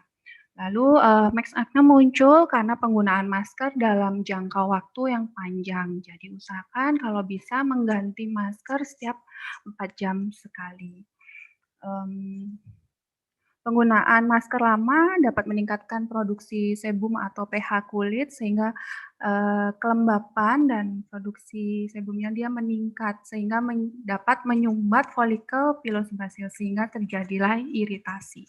Bisa dicegah dengan cleansing, cara membersihkan wajah yang tepat atau cleansing yang tepat bisa dengan double cleanser, moisturizer juga wajib walaupun kita sedang berjerawat, pilihlah moisturizer yang tepat, hindari make up jika tidak diperlukan sekali, kalaupun dia memang kita harus bermake up, apalagi untuk wanita, silahkan nggak apa-apa, tapi tetap jaga sampai rumah langsung dibersihkan, dan pasti skincare yang tepat dan lifestyle yang tepat.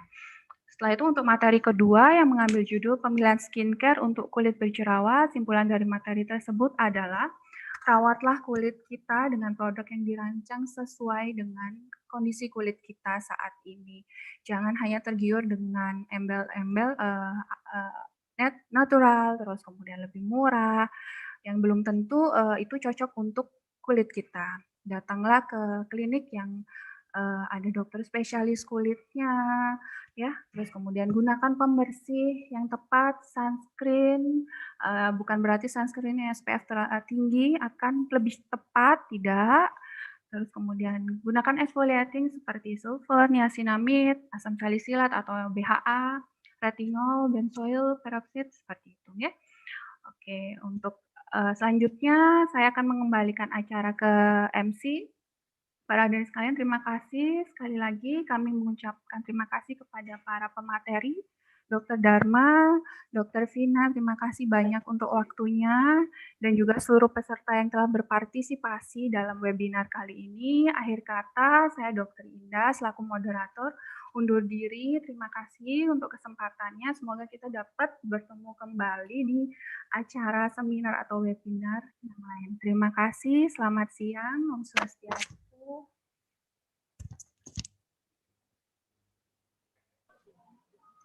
Baik, terima kasih saya ucapkan kepada moderator Dr. Vina dan narasumber Dr. Vina dan Dr. Dharma atas pemaparan materi yang telah diberikan pada kesempatan kita hari ini.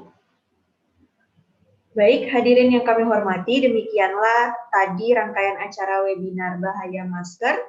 Kami mengucapkan terima kasih kepada seluruh pihak yang telah bekerja sama untuk melaksanakan acara webinar pada hari ini.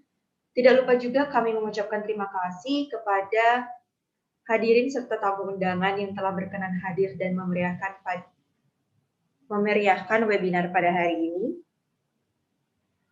Kami juga mengucapkan terima kasih kepada sponsor kami yaitu DNI Skincare, Siloam Hospitals, dan Yacht Bali yang telah membantu terselenggaranya webinar pada hari ini. Tidak lupa juga kami mengucapkan terima kasih kepada perwakilan BEM Fakultas Ilmu Sosial dan Ilmu Politik Universitas Udayana, perwakilan dari BEM Fakultas Kedokteran Gigi Universitas Wijaya Kusuma Surabaya, dan dari komunitas Beauty Collab ID, serta seluruh peserta yang hadir pada hari ini. Tidak lupa juga kami ingatkan bagi peserta untuk mengisi absensi kehadiran yang sudah dibagikan pada room chat. Kepada peserta dimohon untuk tetap berada pada room Zoom karena akan ada sesi foto bersama. Diharapkan kepada peserta, pembicara, dan moderator untuk menghidupkan kamera.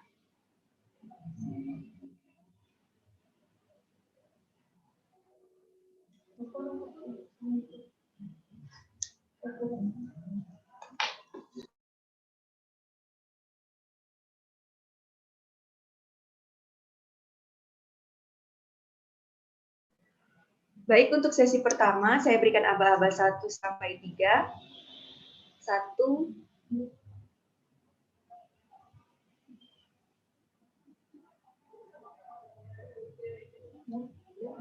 1, 2, 3.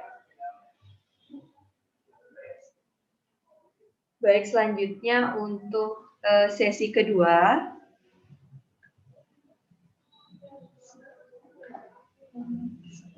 Saya hitung sampai 3, 1, 2, 3. Saya mewakili seluruh panitia yang bertugas menyampaikan permohonan maaf apabila ada salah kata atau ada hal-hal yang kurang berkenan? Akhir kata kami tutup dengan Parama Santi. Om Santi Santi Santi Om. Wassalamualaikum warahmatullahi wabarakatuh. Shalom, Namo Buddhaya, salam sejahtera bagi kita semua. Terima kasih.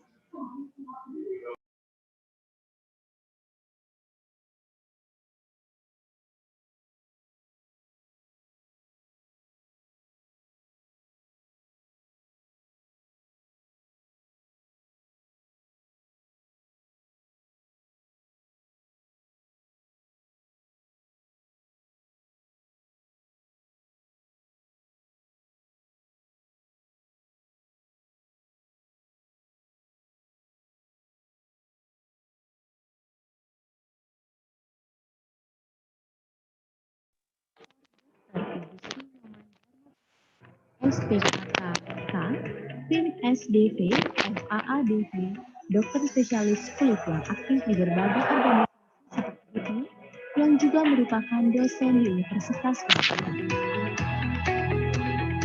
Tahun 2020 menjadi awal yang baru untuk BNI Skin Center Indonesia yang tampil dengan brand baru, sekaligus mempertegas kehadirannya sebagai klinik kecantikan kulit terbesar di Bali, dengan total 25 cabang yang tersebar di seluruh Indonesia.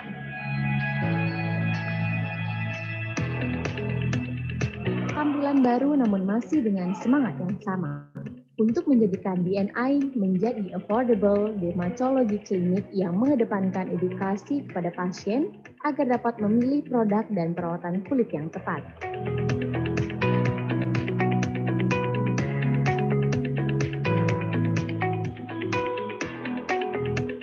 BNI menyediakan layanan perawatan kulit serta produk skincare berdasarkan riset ilmiah terbaru, sehingga memberikan hasil terbaik dengan standar medis dermatologis, namun dengan harga yang terjangkau. BNI Skin Center menjadi solusi perawatan hampir di seluruh kota-kota besar seperti Jakarta, Tangerang,